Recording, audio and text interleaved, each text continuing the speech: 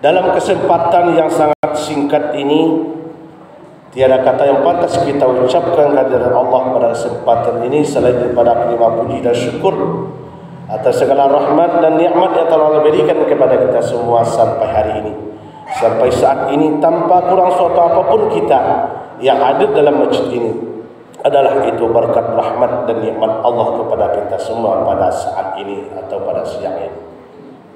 Salawat beri dengan salam kita tujukan kepada arwah junjungan kita, seorang manusia mulia, manusia pilihan Allah, manusia agung rahmatan lil alamin, beserta keluarga beliau, beserta sahabat beliau, yaitu Nabi besar Muhammad sallallahu alaihi wasallam. Dengan kesempurnaan ucapan Allahumma salli ala sayyidina Muhammad wa ala ahli sayyidina Muhammad. InsyaAllah dengan kita selalu berselawat kepadanya dan bersyukur kepada Allah yang kita cari keridhaan Allah di permukaan bumi ini, InsyaAllah kita akan dapat. Kaum muslimin yang berbahagia dirahmati oleh Allah Subhanahu wa taala, terutama sekali khatib mau berwasiat kepada jemaah yang hadir, yang terutama adalah untuk khatib sendiri, dengan wasiat marilah kita sama-sama meningkatkan iman dan takwa kepada Allah Subhanahu wa taala untuk meraih cinta kasih sayang Allah dan ampunan Allah pada hari kiamat nanti. Kaum muslimin yang berbahagia dirahmati oleh Allah Subhanahu wa taala, hari ini 7 Juli 2023 Masehi bertepatan tanggal 18 Zulhijjah 1444 Hijriah. Oleh kerana itu masih hangat juga kita, baru ditinggalkan oleh hari raya Idul Adha, bulan bersejarah yang terkandung di dalamnya sejarah yang sangat penting sekali, dan harus dan wajib sekiranya kita mengetahui dan menghayati dan mengimani hal-hal yang terjadi pada bulan ini tersebut, yaitu disebut dengan bulan Zulhijjah. Baru 1 minggu lebih kurang kita lewati. Oleh kerana itu pada siang sangat berbahagia ini, khatib memberi judul khutbah kita yaitu akhir zaman semakin banyak manusia tertipu oleh dunia. Kaum muslimin yang berbahagia yang dirahmati oleh Allah Subhanahu wa taala, ada sebagai landasan khutbah kita kami ambil tadi 2 potong ayat dengan surat yang berbeda. Yang pertama terdapat dalam Al-Quran surat Al-Hadid ayat 20.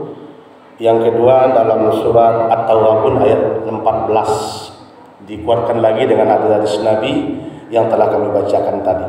Kaum muslimin yang berbahagia, sesuai dengan tema yang kita angkat, semakin bertambah usia zaman, semakin bertambahnya hari, minggu dan bulan bahkan tahun, menurut penafsiran ulama, menurut pendapat ulama, semakin banyak manusia semakin tertipu oleh tipu-tipunya duniawi.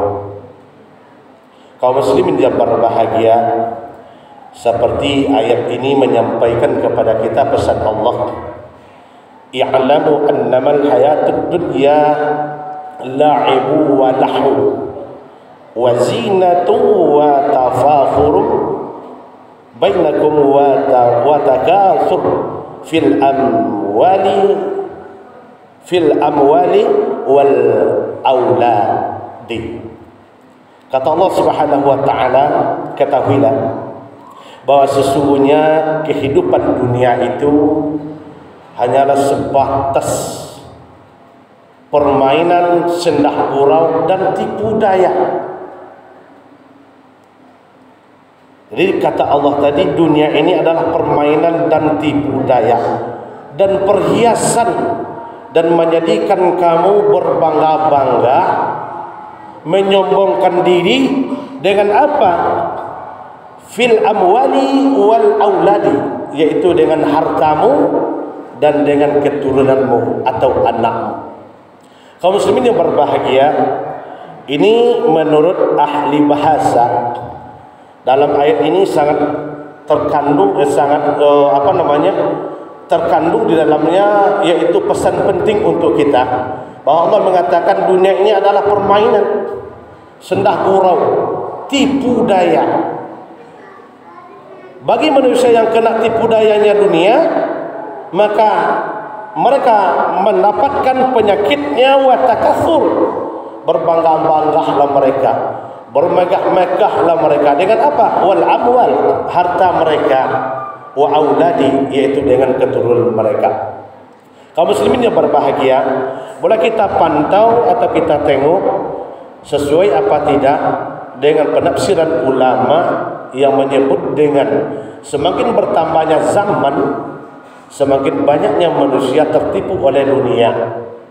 Boleh kita tengok sekarang ini, ya, dari sekian penduduk suatu daerah, boleh kita tengok berapa persen kira-kira mereka itu yang tertipu oleh dunia. Padahal kata Allah tadi, dunia ini menipu, ya, menipu. Apapun yang ada di dunia ini, maka dalam dianjurkan kita bersyukur kepada Allah. Salah satu alasannya, salah satu dasarnya, apapun fasilitas, apapun yang kita miliki, apapun yang kita punya, apapun yang kita peroleh, pangkat, jabatan, tahta, anak, istri, semuanya di atas dunia ini tidak lain, tidak bukan titipan dan amanah dari Allah Subhanahu wa taala. Maka kita sangat dianjurkan untuk mensyukuri itu semua kepada Allah Subhanahu wa taala. Bahkan di balik titipan tadi, di balik nikmat titipan Allah tadi, ternyata di belakangnya adalah tipu dayanya dunia. Tidak sedikit manusia yang kena tipu dunia. Ya, apa contohnya? Apa misalnya orang yang kena tipu dunia? Salah seseorang yang kena tipu dunia, maka mereka mengenyampingkan urusan Allah, mengenyampingkan urusan akhirat, tidak peduli dengan agama, tidak peduli dengan ibadah, tidak peduli dengan amal soleh, tidak peduli dengan nasihat ulama. Ini tandanya mereka sudah termakan tipunya dunia. Yang ada dalam pemikiran mereka dunia. Bagaimana caranya saya bisa mengejar dunia, banting tulang, peras keringat, kaki ke atas, kepala ke bawah, entah sudah bangun hewan, entah belum, yang mereka pemikirannya harus keluar rumah, kerja, usaha. Yang ada cuma kerja, usaha, menghasilkan uang, ya, istirahat, tidur, kerja lagi, uang. Cuman itu yang ada dalam pemikiran. Kalau ada yang kena semacam ini, kata ulama, berarti mereka sudah termakan oleh tipunya dunia. Tidak ada lagi waktu untuk ibadah. Termasuk, Masya Allah, bulan ini, ya, bulan ini tanggal 10 kemarin sudah digarisbawahi oleh Rasulullah sallallahu alaihi wasallam. Ya, kata beliau, ma amala ibnu Adam yaumun nahri amala ahabba ila Allah min qahirakatin damin. Tidak ada satupun amal anak cucu Adam, kata Nabi, yang dicintai oleh Allah yaumun nahri, ketika tanggal 10 yaitu Zulhijjah kemarin. Amalan ahabba ilallah, yang paling dicintai oleh Allah, min qahirakatin damin, kecuali mereka menumpahkan darah. Ini apa maksudnya? Korban. Tetapi kenapa? Karena saking banyaknya tertipu oleh dunia, rezeki yang diberikan oleh Allah kepada manusia hanya terlintas dalam otaknya, dalam pemikirannya, padahal mereka mampu, tapi yang terpikir adalah untuk kebutuhan dunia, kebutuhan rumah tangganya, fasilitas rumahnya. Masalah untuk korban belakangan, ya. Padahal amalan yang paling dicintai tanggal 10 itu adalah pertumpahan darah.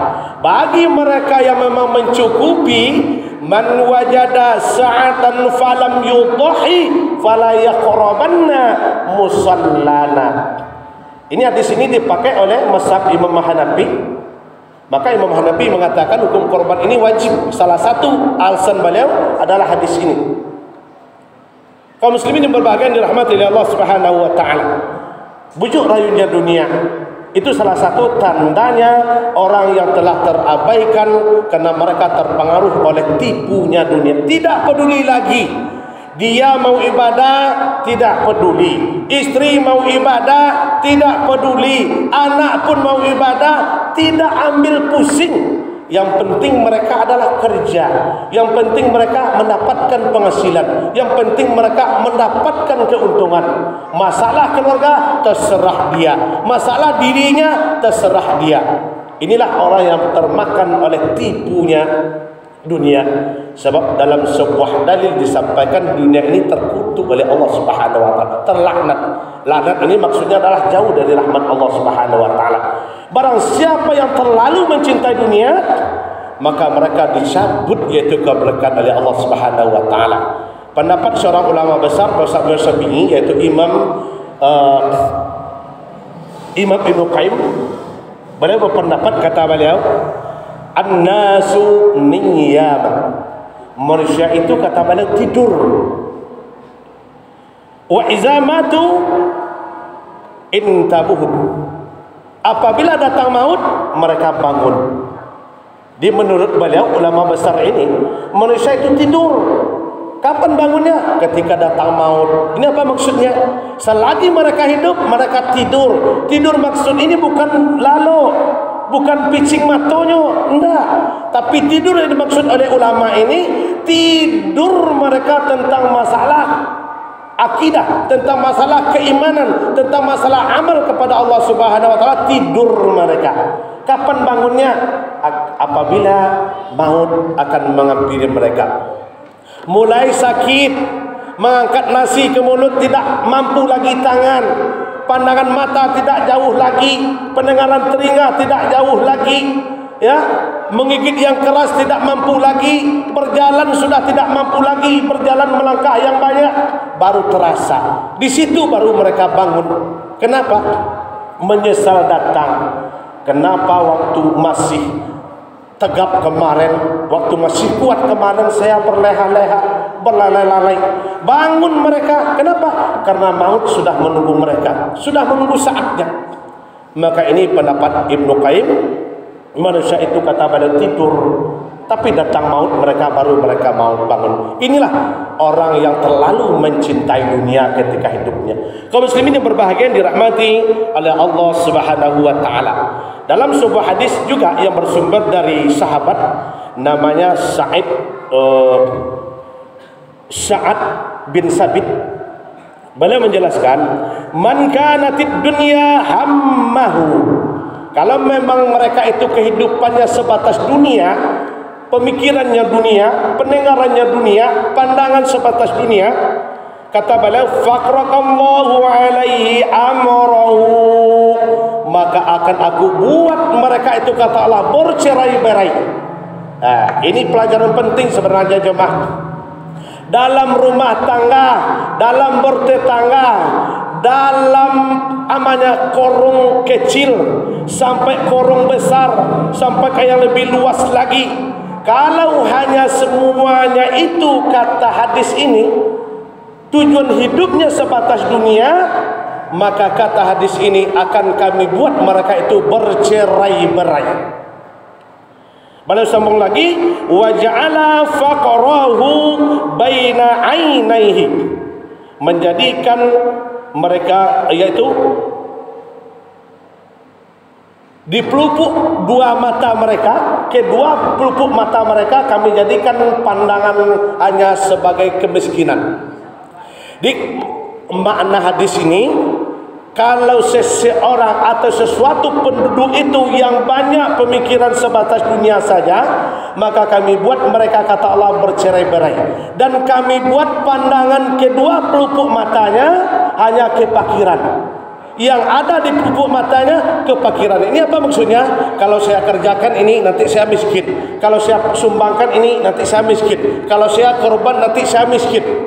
Itu. Kalau saya tidak kerja ini, nanti saya miskin. Kalau saya ibadah bakti tidak bisa kerja ini, saya miskin. Ini maksudnya. Dia orang yang terlalu mencintai dunia akan dibuat oleh Allah bercerai-berai Yang kedua akan dibuat pandangan dua pelupuk matanya hanya dengan kemiskinan diberikan oleh Allah Subhanahu wa taala. Selalu pandangannya miskin, miskin, miskin, selalu merasa kekurangan. Kaum muslimin yang berbahagia dirahmati oleh Allah Subhanahu wa taala. Oleh kerana itu, ya, memang sudah berlalu amalan yang paling utama sekali di bulan Zulhijjah, yaitu masalah korban. Alhamdulillah bagi kita yang kemarin sanggup berkorban, semoga hendaknya dibalas oleh Allah sebagai amal soleh dan sesuai dengan janji Rasulullah, ya, itu pahala korban setiap bulunya min kulli sya'ratin hasanatin. Setiap bulu hewan korban itu dibalas oleh Allah dengan 10 kebaikan. Mudah-mudahan mereka yang berkorban mendapatkan pembalasan amal soleh di sisi Allah Subhanahu wa taala. Kita yang belum mampu, belum bersedia untuk berkorban tahun kemarin atau tahun ini, mudah-mudahan ke depannya dibukakan rezeki kita dan dikuatkan iman kita. Ibadah korban jamaah bukan amalan orang soleh. Bukan amalan orang kaya. Banyak orang kaya tidak mampu, tapi tidak mau berkorban. Tetapi banyak orang miskin, tetapi dia mampu korban. Kenapa? Mampu karena imannya. Jadi ibadah korban bukan ibadahnya orang kaya, tapi ibadahnya orang yang beriman. Kalau dia beriman, asal sampai syaratnya, pasti dia laksanakan. Walaupun tempat dia, walaupun tempat orang lain. Di ibadah korban bukanlah ibadah orang kaya, tapi ibadahnya orang yang beriman sungguh-sungguh kepada Allah Subhanahu wa taala. Sebab ibadah korban perintahnya bukan umat Muhammad, bukan sampai kita sekarang, bukan pantun ulama, bukan pantun ustaz, bukan pantun buya, tapi kapan perintah korban ini dilakukan? Mulai dari anak Nabi Adam. Ya, iza qurraba qurbanan fatuqbila min ahadihima wa yutaqabbal minal akhar. Ketika keduanya menyembahkan korban, kata Allah, salah satu korban mereka kami terima, salah satunya tidak. Siapa itu? Qabil dan Habil, anak Nabi Adam ketika itu. Jadi perintah korban bukan kita sekarang, tapi semenjak mulai dari Nabi Adam, masa Nabi Adam sudah diperintahkan untuk kurban oleh Allah Subhanahu wa taala. Kaum muslimin yang berbahagia dirahmati oleh Allah Subhanahu wa taala. Mungkin tidak bisa panjang lebar khatib menyampaikan, mudah-mudahan kita tidak terlalu jauh sampai tertipu oleh dunia karena keluarga, karena uang, karena jabatan, karena tata dan lain sebagainya. Sebab semuanya itu adalah sebagai fitnah bagi kita di hadapan Allah nanti. Apalagi kalau kita tidak bisa untuk membela atau untuk menjaganya. Ayat terakhir kami sampaikan, kata Allah tadi, ya ayyuhallazina amanu in min azwajikum wa auladikum wa aduwwun lakum fahzaruhum. Anak dan istrimu, kata Allah, ada saatnya menjadi musuh bagimu, maka berhati-hatilah dengannya. Kenapa? Kalau sampai kita melupakan Allah jemaah karena cintanya kepada istri dan anak, lupa kepada Allah, maka ini akan menjadi musuh bagi kita nanti. Jangankan kita menganggap dia itu anak, belum tentu. Menjadi kawan istri, belum tentu. Ini Allah mengatakan, anak dan istrimu akan menjadi musuh nanti kepadamu. Kapan menjadi musuhnya? Ketika hidup ini tidak kita pedulikan. Bini salat terserah dia, bini puasa terserah dia, anak mau baca Quran terserah dia, mau sekolah terserah dia, tidak peduli seorang orang tua, maka nanti inilah menjadi musuh bagi kita nanti di hadapan Allah. Ini Allah mengatakan.